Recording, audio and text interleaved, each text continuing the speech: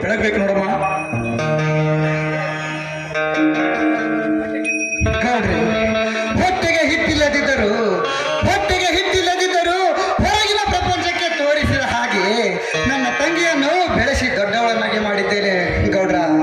ನಮ್ಮ ತಂಗಿ ನಿಮ್ಮ ಮನ್ಯಾಗ ತಿಳಿದ ಒಂದೇ ಒಂದು ತಪ್ಪು ಮಾಡಿದ್ರ ನನ್ನ ತಂಗಿನ ನಿಮ್ಮ ಮಗಳಂತ ತಿಳಿದ ಆಕಿಗೆ ತಿದ್ದಿ ಬುದ್ಧಿ ಹೇಳ್ತೀರಂತ ನಿಮ್ಮನ್ನ ನಂಬಿನ್ರಿ ಗೌಡ್ರ, ನಿಮ್ಮನ್ನ ನಂಬಿನೇ.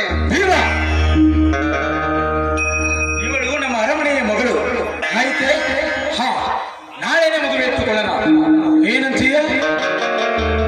ಆಯ್ತು ಗೌಡ್ರಿ, ನೀವು ಹೇಳಾಗೆ ಆಗಲಿ. ಹಾ ಶೆಟ್ಟಿ, ಮದುವೆ ಏರ್ಪಾಡು ಮಾಡ್ಬೇಕು, ನಾವು ಬೇಗ ಹೋಗೋಣ.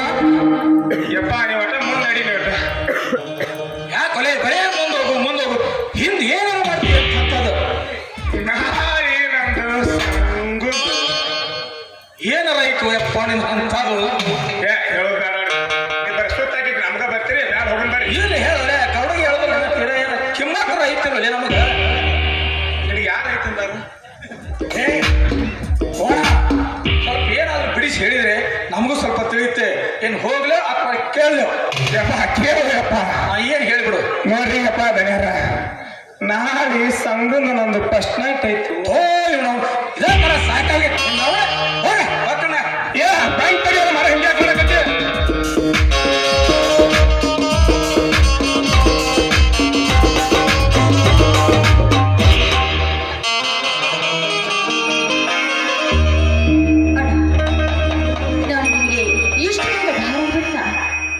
ಹಂಗಮ್ಮ, ಹುಟ್ಟಿನಿಂದ ತಂದೆ ತಾಯಿಗಳನ್ನು ಕಳೆದುಕೊಂಡ ತಬ್ಬಲಿಗಳ ಮಾತಂಗಿ ನಾವು ತಬ್ಬಲಿಗಳು.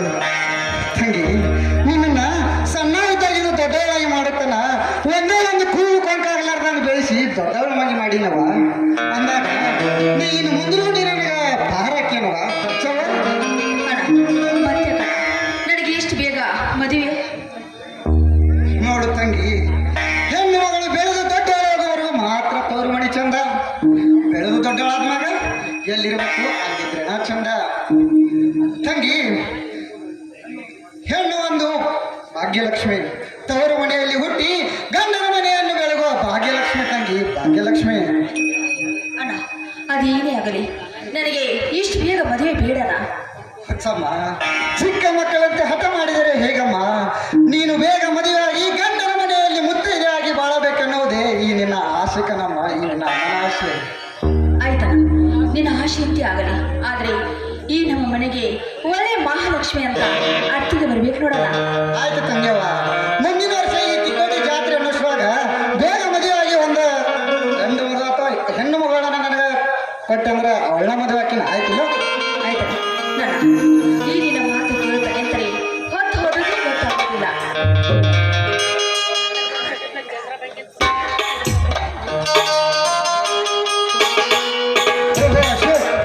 ನೀನು ಬಂದಿದ್ದು ಬಹಳ ಒಳ್ಳೆಯದಾಗಿತ್ತು. ಅಂದಾಗೆ ನಿನ್ನ ವಿದ್ಯಾಭ್ಯಾಸ ಹೇಗೆ ನಡೆದಿದೆಯಪ್ಪ? ಅಣ್ಣ, ನಿನ್ನ ಆಶೀರ್ವಾದ ಸುಧಾ ನನ್ನ ಮೇಲೆ ಇದ್ದರೆ ನನಗೆ ಸೋಲೆ ಎನ್ನುವುದು ಇಲ್ಲ. ನಾನು ಎಮ್ಮೆ ಕೋರ್ಸಿನಲ್ಲಿ ಪ್ರಥಮ ಸ್ಥಾನ ಪಡೆದು ಪಾಸಾಗಿದ್ದೇನೆ ಅಣ್ಣ, ಆಶೀರ್ವದಿಸಣ್ಣ. ಹೇಳ್ತಮ್ಮ, ಬಾಳು ಬಂಗಾರವಾಗಲಿ.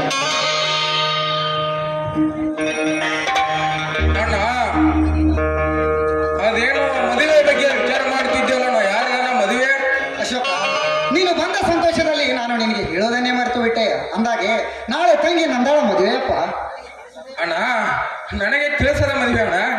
ಅಶೋಕ, ನಿನಗೆ ತಿಳಿಸಬೇಕನ್ನೋ ಅಷ್ಟರಲ್ಲಿ ನೀನೇ ಬಂದು ಬಿಟ್ಟೆ. ಇರಲಿ ಬಿಡಣ್ಣ, ಮಾವನವರು ಏನು ಮಾಡುತ್ತಾರೆ? ಈ ಊರಿಗೆ ಗರ್ಭ ಶ್ರೀಮಂತರು ಅಶೋಕ, ಗರ್ಭ ಶ್ರೀಮಂತರು.